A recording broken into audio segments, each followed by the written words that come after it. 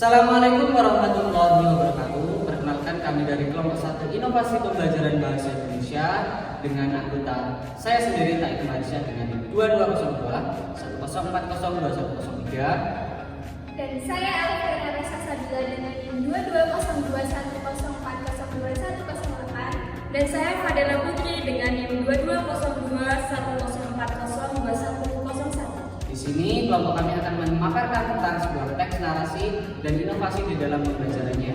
Terkhusus inovasi yang kami tujukan kepada SMP N4 Rayu Ponorogo. Baik, sebelum memasuki tahapan inovasi pembelajaran atau kegiatan ini dari inovasi pembelajaran teks narasi pada siswa kelas 10 SMP, lebih tepatnya SMP N4 Rayu, mari kita menelisik lebih lanjut situasi yang ada di sekolah tersebut. Dapat dilihat pada layar bahwa sekolah ini adalah sekolah SMP N4 Rayu. Secara geografis wilayah ini terletak pada ketinggian 500 meter di atas permukaan laut, sehingga wilayah ini tergolong pada wilayah pedalaman atau wilayah pelosok yang berbukit. Alamat lengkap dari SMP N4 Rayu ini adalah pada Dukuh Ponto, Dusun Bausan Kidul, Kecamatan Rayu, Kabupaten Ponorogo. Jika saudara lihat pada layar, maka sekolah ini terkesan masih baru. Tapi jika kita analisis lebih lanjut, ini merupakan satu-satunya bangunan utama atau bangunan sentral yang menjadi kantor dari sekolah tersebut.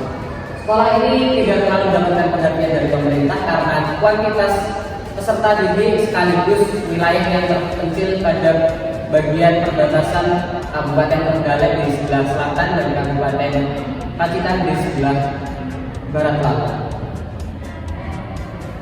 Dapat dilihat kondisi sekolah ini bahwa sekolah ini dikelilingi oleh pepohonan dan nuansa yang masih terkesan sepi. Namun terdapat suatu yang tulus di balik keindahan panorama yang ada di sini. Ketinggian yang sesuai untuk berteman pada masyarakat mengakibatkan masyarakat di wilayah ini berprofesi menjadi petani. Kegiatan petani itulah yang secara negatif menimbulkan dampak buruk pada peserta didik. Apa dampak negatif tersebut? Yaitu ketika orang tua yang tidak memiliki pemahaman tentang kegiatan belajar dan betapa pentingnya kegiatan menempuh pendidikan, maka orang tua tersebut menuntut peserta didik atau anaknya untuk membantu di ladang dan tidak mengikuti konsentrasi terhadap kegiatan pembelajaran. Baik, selanjutnya kita akan menghadapi atau memaparkan permasalahan yang ada di sekolah ini. Dapat kita lihat pada poin A bahwa kurangnya keahlian pendidik dalam pembelajaran teks narasi sehingga mengakibatkan pembelajaran terasa kurang efektif. Kegiatan pembelajaran di sekolah ini merupakan kegiatan pembelajaran yang bersifat tradisional atau monoton karena berbasis pada teacher centered learning atau TCL, sehingga siswa terkesan lebih bosan. Rasa bosan itu ditambah lagi dengan kegiatan siswa yang setelah sekolah harus membantu orang tua belajar, sehingga siswa kurang menyerap ilmu yang dipaparkan oleh guru.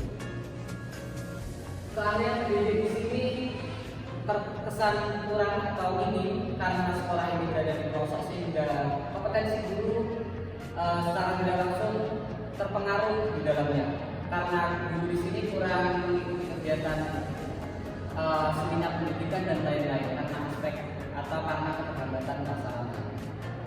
Selain itu, pada poin B dapat kita lihat bahwa kurangnya media pembelajaran karena sarana dan prasarana yang ada di sekolah ini sangat terbatas.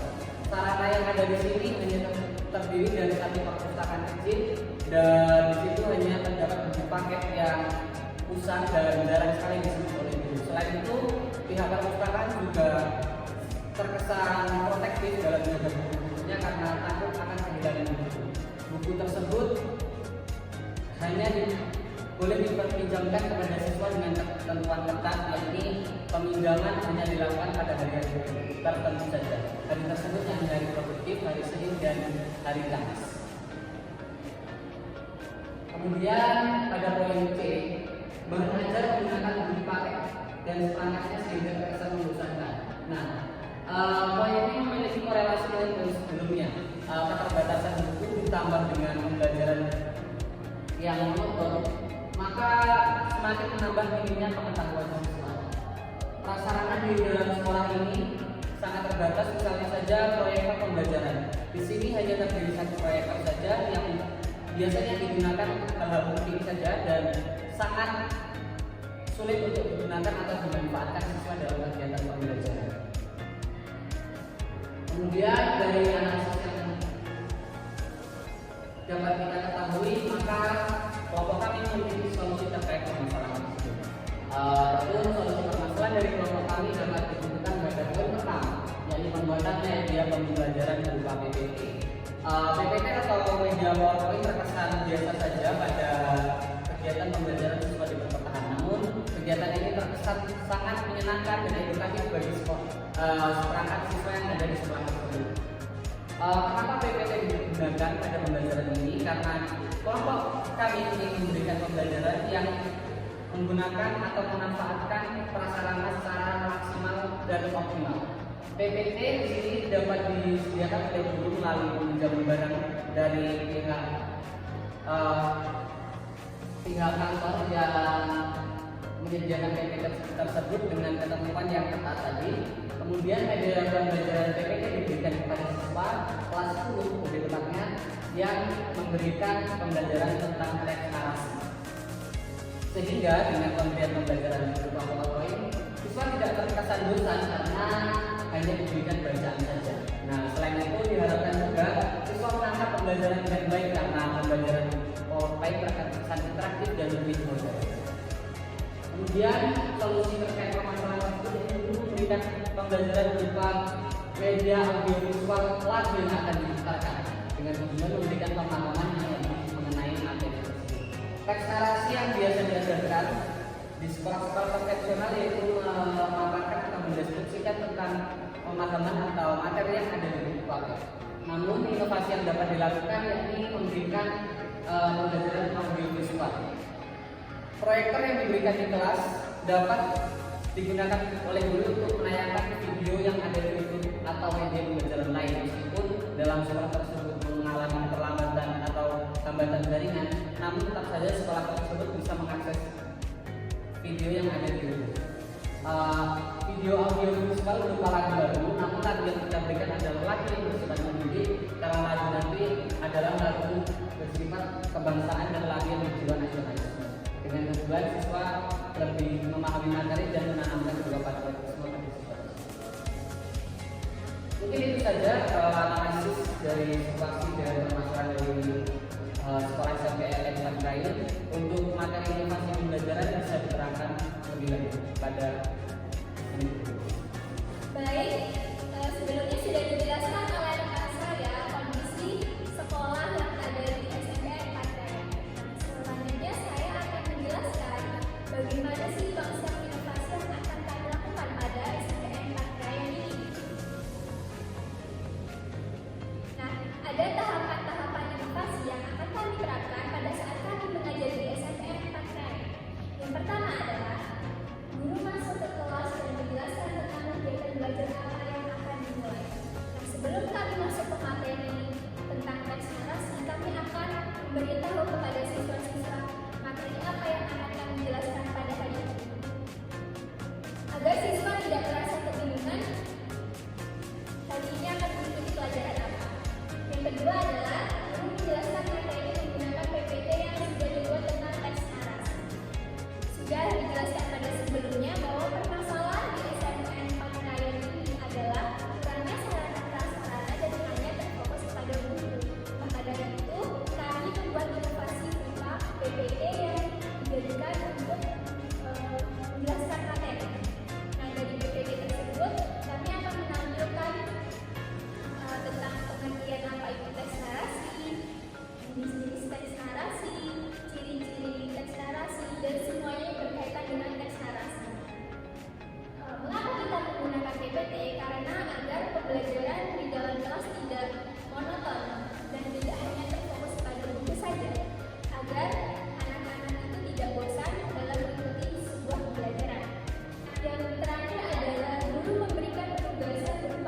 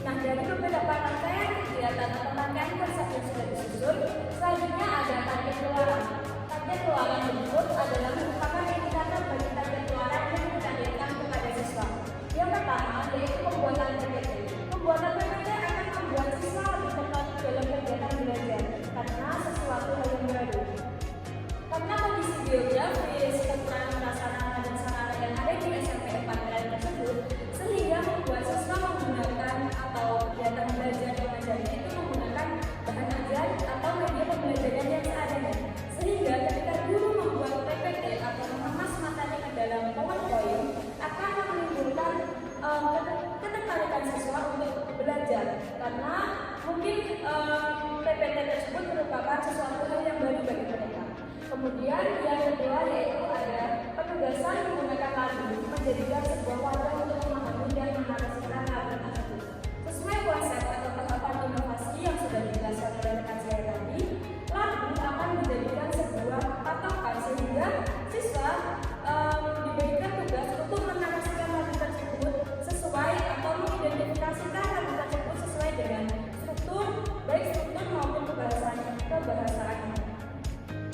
Jadi mungkin itu tanda keluaran. Yang selanjutnya adalah target terhadap guru. Uraian indikator bagi keluaran yang bisa diberikan kepada guru. Yang pertama adalah indikator dari solusi yang diberikan ini terhadap guru SMP 4 Merayu memiliki sebuah inovasi pembelajaran yang baru. Guru memiliki pola pandang baru terkait pembelajaran yang interaktif, namun fleksibel dan bersifat sederhana melalui peralatan yang sederhana pula.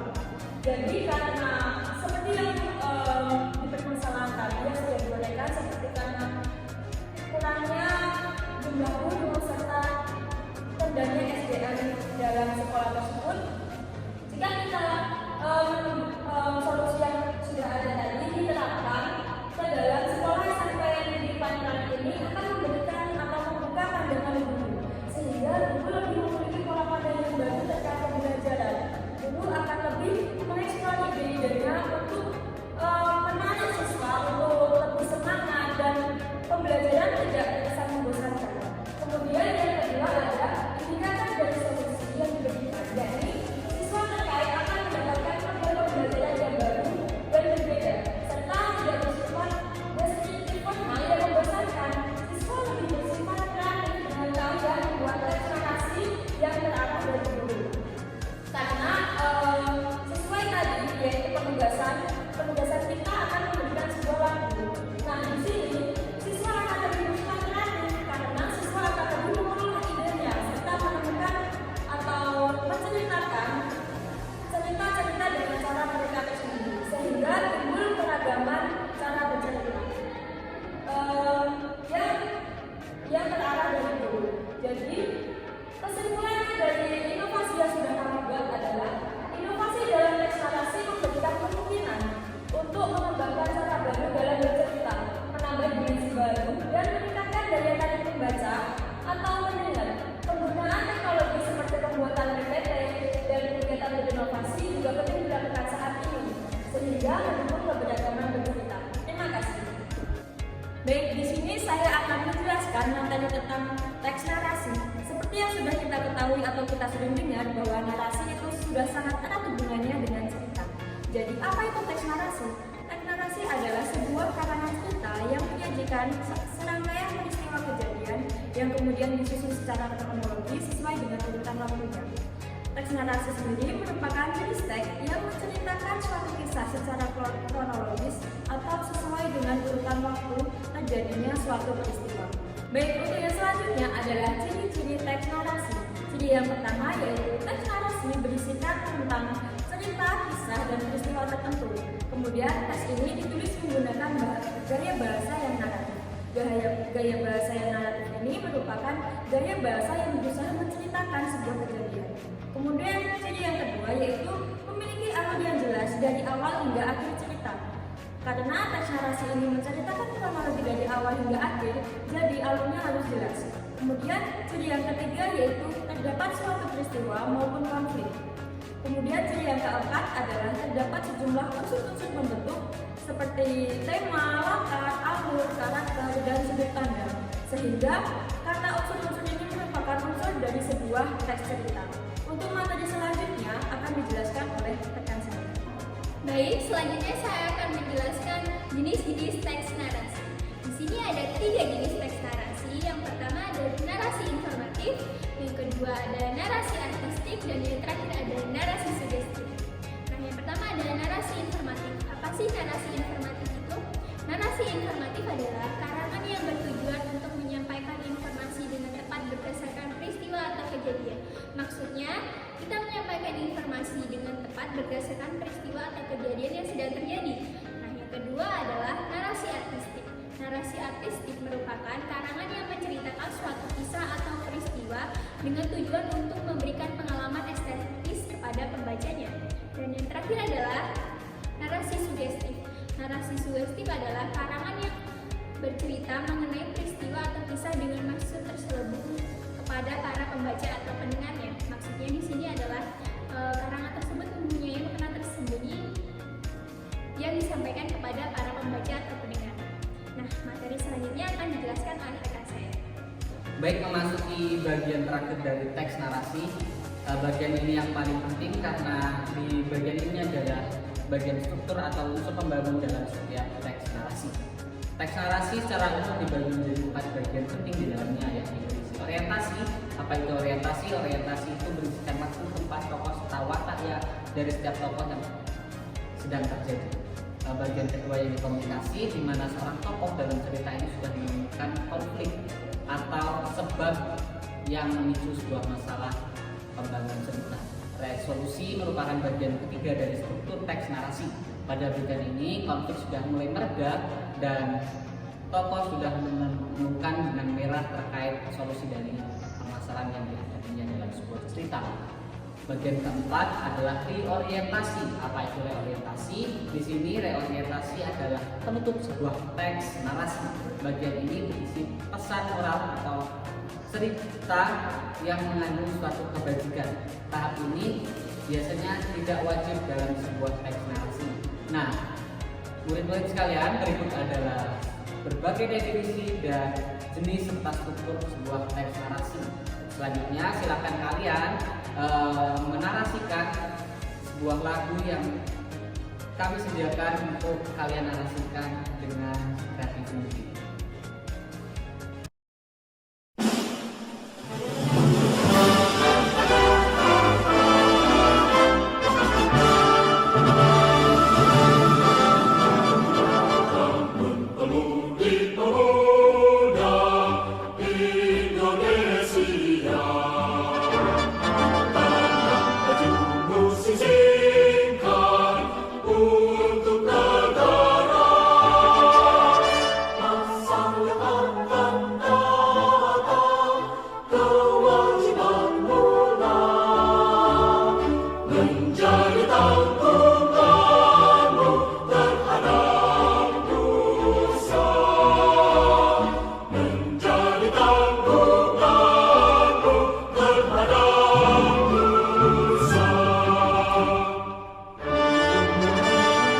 Baik, karena pada pertemuan sebelumnya sudah diberikan penugasan tentang narasi dalam sebuah lagu yang diberikan.